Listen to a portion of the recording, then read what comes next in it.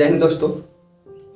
और आज के वीडियो में बात करेंगे स्टूडेंट का समस्या। उत्तर प्रदेश में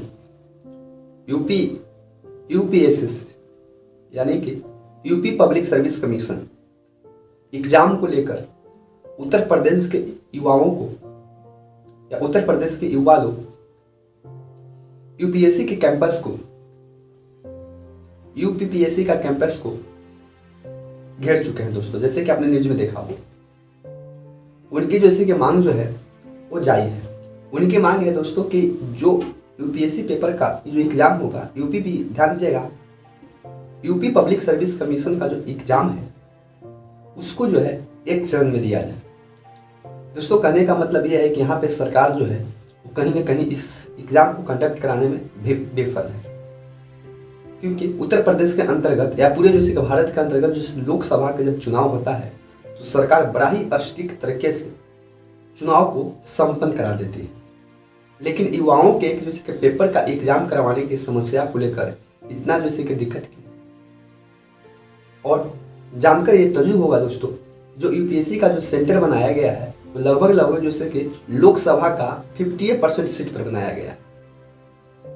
यानी कि मानना है कि और जो बाकी जैसे कि जिला है उसमें जैसे कि यूपीएससी का एग्जाम कंडक्ट नहीं करवाया जा सकता है। लेकिन जब यही चुनाव का मैटर होता है, जब चुनाव का पर्व आता है तो हर जिला बाई जिला जैसे कि बड़ी आसान तरीके से एग्जाम को कंडक्ट करवा दिया जाता है। जरा सोचिए, जिस प्रकार के वीडियो जैसे कि आपने देखा होगा, उस वीडियो के अंतर्गत जो बड़े बड़े पद पर बैठे हुए जैसे कि पुलिस प्रशासन अधिकारी जो लोग हैं वो स्टूडेंट को घुरा कर पीट रहे हैं या खदेड़ रहे हैं।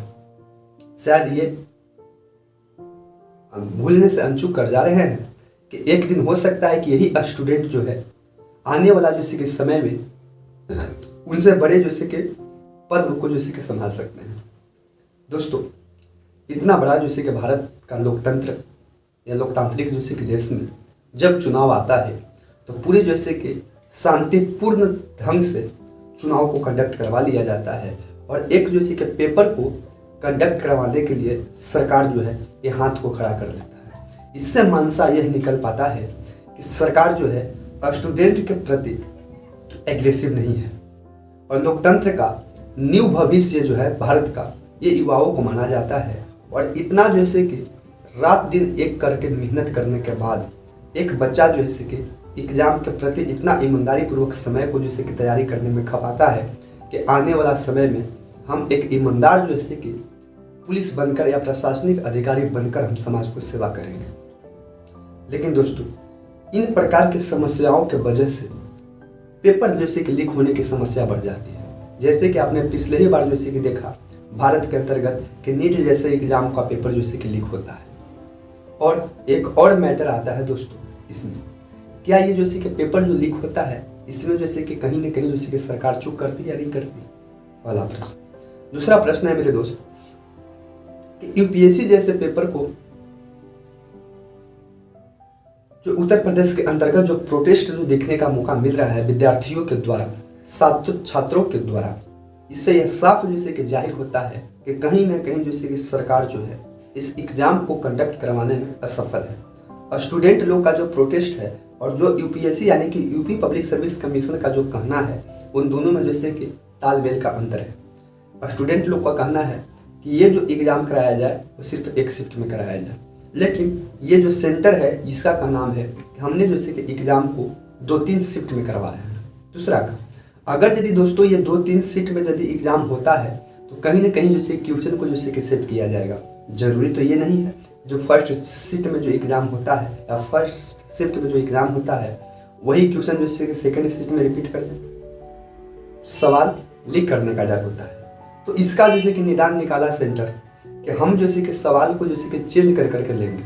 अब कहीं जैसे कि ऐसा निकल जाता है, मानिए ये है कि अगर यदि एग्ज़ाम को शिफ्ट बाय शिफ्ट यदि चेंज किया जाता है और चेंज कर जैसे कि लिया जाता है तो कहीं ना कहीं जैसे कि क्वेश्चन जो है वो आसान होने का संभावना है। अब बताइए भला ये जानता कैसे है? तो जानता ये है कि जिस सवाल का सबसे ज़्यादा जैसे कि लोग जैसे कि आंसर सबमिट करते हैं, इसका मतलब है कि ये सवाल जैसे कि कहीं ना कहीं फर्स्ट शिफ्ट के अकॉर्डिंग सेकंड सिटिंग में आसान मिली है। तो इसका जैसे कि यूपीएससी का जो यूपी पब्लिक सर्विस कमीशन है उसका जैसे कि लोगों ने यह जुगाड़ निकाला कि हम जैसे कि नॉर्मलाइजेशन करेंगे। अब बच्चा लोग का ये जैसे कि मालूम चल रहा है, कहना उन लोग का है कि नॉर्मलाइजेशन से हमको जैसे कि संतुष्ट नहीं है, क्योंकि ये कैसे पता चलेगा कि नॉर्मलाइजेशन जैसे क्या हो रहा है। ये जो होता है दोस्तों लीगल जैसे कि एंट्री कराने का ये चांस बन जाता है। यही चांस बनता है कि पेपर जैसे कि लीक करता है। और भला जैसे कि उत्तर प्रदेश की सरकार ये बात को समझ नहीं पा रही है कि लोकसभा के चुनाव के अंतर्गत ही देखा जाए तो सबसे बड़ा जैसे कि नुकसान अगर यदि बीजेपी वाले लोगों को यह कर सकते हैं, भारत के जैसे कि प्रधानमंत्री नरेंद्र दामोदर दास मोदी का नुकसान हुआ, वो पूरे भारत में उत्तर प्रदेश ही वैसा था जो नुकसान करवाया।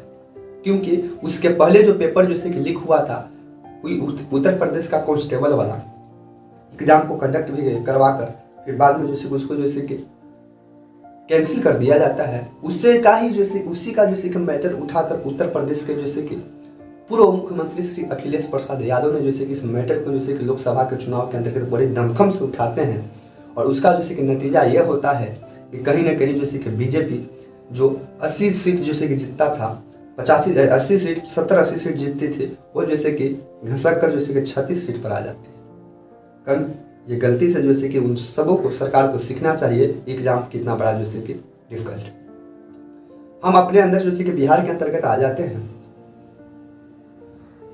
तो हमारे यहाँ जैसे कि 17 महीना खातिर जैसे कि महागठबंधन का सरकार बनता है, जिसमें जैसे कि उप मुख्यमंत्री के रूप में तेजस्वी यादव जैसे कि शपथ ग्रहण को लेते हैं और शिक्षा विभाग का जो पद जो होता है वो अपने के यहाँ रख लेते हैं। और महज जैसे कि 17 महीना में 5 लाख सरकारी नौकरी को देते हैं और एक भी जैसे कि एग्जाम लीक करने का खबर जैसे कि नहीं होता है।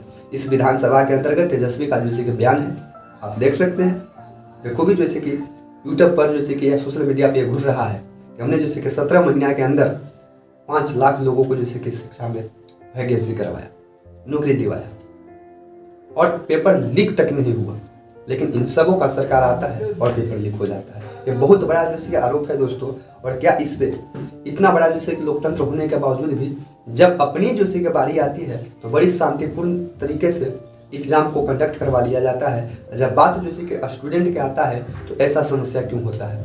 बहुत ही जैसे कि देश के लिए एक गंभीर समस्या है और इस पर जैसे कि सरकारों का कहीं ना कहीं विफलता जैसे कि साबित होता है। तो सरकार को इस पर गहनता पूर्वक इस पर जैसे कि चिंतन करने की बात है और दोबारा ऐसी समस्या ना हो इस पर सरकार को विचार करना चाहिए। क्योंकि दोस्तों जो स्टूडेंट रात दिन एक करके तैयारी में जैसे कि समय को खपाता है और उसके बाद जब वो एग्जाम में बैठता है और जब मालूम चलता है कि पेपर जैसे कि लीक हो गया तो बताइए कि महज जैसे कि 1-2% लीक करने वाले बच्चों के वजह से उनके जैसे कि पहुँच फिर भी ज़्यादा होता होगा तभी तो लीक होता होगा। और उनके वजह से वो पूरे जैसे कि साल भर का मेहनत पर जैसे कि बच्चों को जैसे कि पानी फिर जाता है। उन बच्चों के जैसे कि दिल में क्या गुजरेगा जो इतना ईमानदारी पूर्वक तैयारी करने के बाद और पेपर लीक जैसी समस्या सुनने को खबर मिलता है, क्या गुजरता होगा। तो हम अपील करते हैं सरकार लोग से कि ऐसी समस्या पर घनता पूर्वक कर सकते हैं। बहुत ही जैसे कि समस्या जैसे कि एक तरह से जर्जर है जब पेपर लीक करने की जैसे बात आती है।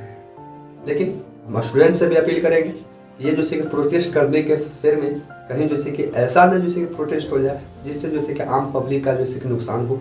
आम पब्लिक को बचाते रखते हुए सरकार से अपने शांतिपूर्ण ढंग से मांग करना चाहिए। और स्टूडेंट जैसे कि शांतिपूर्ण ढंग से मांग भी करते हैं, लेकिन इसमें सरकार जो है अपना जैसे कि रौद्र रूप धारण करती है, जिसकी वजह से कहीं कहीं पे जैसे कि ज़्यादा जैसे कि घनता जैसे कि देखने का मौका मिलता है। तो आइए आप लोग का विचार क्या है इस वीडियो में कमेंट सेक्शन में ज़रूर बताइएगा। और वीडियो यदि पसंद में आए तो लाइक, सब्सक्राइब और शेयर जरूर कीजिएगा। जय हिंद।